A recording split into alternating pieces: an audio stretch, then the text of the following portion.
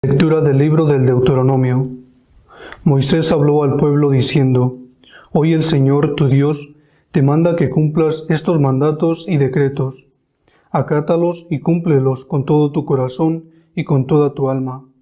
Hoy has elegido al Señor para que Él sea tu Dios y tú vayas por sus caminos. Observe sus mandatos, preceptos y decretos, y escuche su voz. Y el Señor ha elegido para que seas su propio pueblo, como te prometió, y observes todos sus preceptos. Él te elevará en gloria, nombre y esplendor, por encima de todas las naciones que ha hecho, y serás el pueblo santo del Señor tu Dios, como prometió. Palabra de Dios. Te alabamos, Señor. Dichoso el que camina en la ley del Señor. Dichoso el que camina en la ley del Señor. Dichoso el que con vida intachable camina en la ley del Señor. Dichoso el que guarda sus preceptos, lo busca de todo corazón. Dichoso el que camina en la ley del Señor. Tú promulgas tus mandatos para que se observen exactamente. Ojalá esté firme mi camino para cumplir tus decretos. Dichoso el que camina en la ley del Señor. Te alabaré con sincero corazón cuando aprenda tus justos mandamientos. Quiero guardar tus decretos exactamente. Tú no me abandones. Dichoso el que camina en la ley del Señor.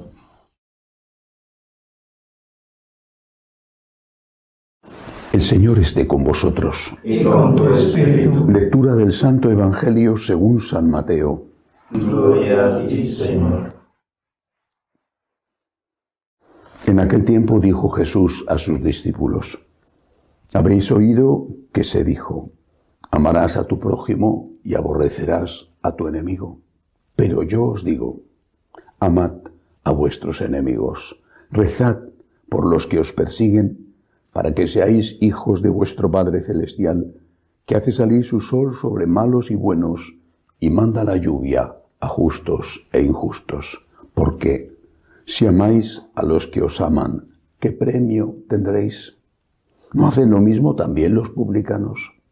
Y si saludáis solo a vuestros hermanos, ¿qué hacéis de extraordinario?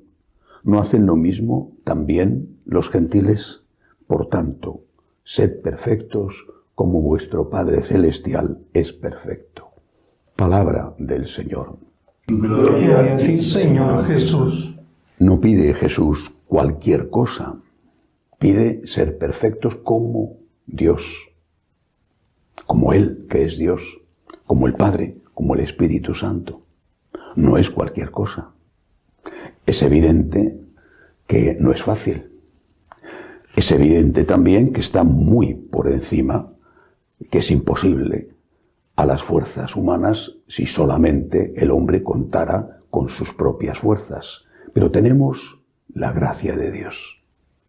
Una gracia que nos indica el camino, que nos sostiene en el camino y que nos levanta cuando caemos en el camino. Pero que nos indica el camino. Ayer el Señor nos enseñaba que tenemos que pedir perdón. Y hoy nos enseña que tenemos que dar perdón. Pedir y dar. Queremos ser discípulos de Jesús. Y eso implica, ante todo, reconocer el señorío de Dios sobre nuestra vida. Solo Dios es Dios. No somos dioses, no somos el centro del mundo. No somos el centro de nuestra familia. Ni siquiera somos el centro de nosotros mismos para mirarnos el ombligo todos los días. Dios es nuestro centro, solo Dios es Dios. Por lo tanto, la fe, la confianza, el culto a Dios, la adoración. Pero no es solo eso lo que nos enseñó Jesús, porque el Señor no nos enseñó una religión basada únicamente en la liturgia. Dios es Dios y debemos adorarle. Tenemos la obligación y la necesidad de rezar. La raíz de nuestra vida es la oración, es la relación con Dios. Pero la raíz tiene que dar frutos. Y los frutos son el amor, la caridad a Dios, con la oración, con los sacramentos y al prójimo. al prójimo de muchas maneras. La limosna es una de ellas, no es la única, es una de ellas, muy importante. Pero hay una manera de manifestar la caridad que es precisamente el perdón. El perdón, repito, que se pide humildemente. El perdón que se da. Un perdón a veces dificilísimo. Dificilísimo. Cuando la persona o las personas que te han hecho daño te han arruinado la vida, o la vida de los tuyos. Pienso en los que han tenido que huir de su país por la dictadura, por ejemplo, comunista, terrible, asesina, en situaciones como las de Venezuela. Qué difícil es perdonar. Pienso en esas niñas, adolescentes, jovencitas, que se prostituyen en las calles de las ciudades de Colombia, que son venezolanas y que tienen que hacerlo porque tienen que comer. Pienso en los padres de esas criaturas. Gracias a Dios, ni muchísimo menos. Son todos así. Pero ¿cuántos? ¿Cómo pueden perdonar esas personas? Y los de África, las matanzas en el centro de África, los secuestros a manos de los islamistas. ¿Cómo pueden perdonar? Y las víctimas del terrorismo en España, por ejemplo, ¿cómo pueden perdonar? Vuelvo a repetir, es imposible para el hombre, pero contamos con la gracia de Dios. Contamos con el ejemplo de Cristo, el verdadero inocente, el absolutamente inocente, que murió perdonando a sus enemigos y murió para que ese perdón fuera eficaz para todos sus enemigos, que somos aquellos que somos pecadores.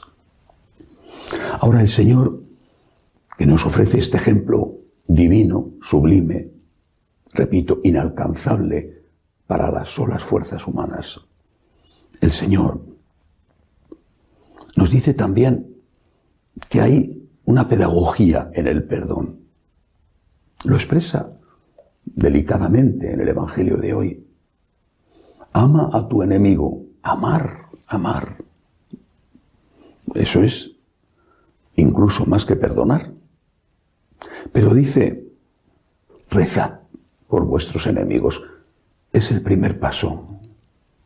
Cuando te cueste perdonar a alguien, empieza rezando por él. Más de una vez me han preguntado, ¿pero cómo voy a rezar por él? ¿Qué voy a pedir por él? Que le dé salud, que le dé dinero, que le dé éxito. Tú reza por él. Pide, por ejemplo, que se convierta. Rezamos por nuestros enemigos, por los que nos hacen daño de dentro de la iglesia, los de fuera. Rezamos por ellos, pues tenemos que hacerlo. Señor, ayúdales que se conviertan, que se den cuenta del mal que hacen, que se arrepientan de sus pecados, porque es lo más importante que podemos pedir para ellos. Lo hacemos. Porque cuando uno reza por el que le ha hecho daño o por el que le hace daño, por lo menos mi experiencia es que una parte de ese rencor que te produce la herida, una parte por lo menos se va, se diluye. Cuando rezas, ya estás siendo curado, porque la herida que te han hecho es doble. La que te hicieron con el robo, con la calumnia, y la que te queda dentro, ese veneno que te está matando, que se mete por tu sangre, que no te deja dormir, que te llena de deseos de venganza, que te amarga profundamente la vida y que al final es mucho más grave, porque te mata lentamente que aquel daño inicial que te hicieron. Pero cuando rezas por esas personas, Señor, perdónales, Señor, ayúdales, Tú ya estás siendo curado.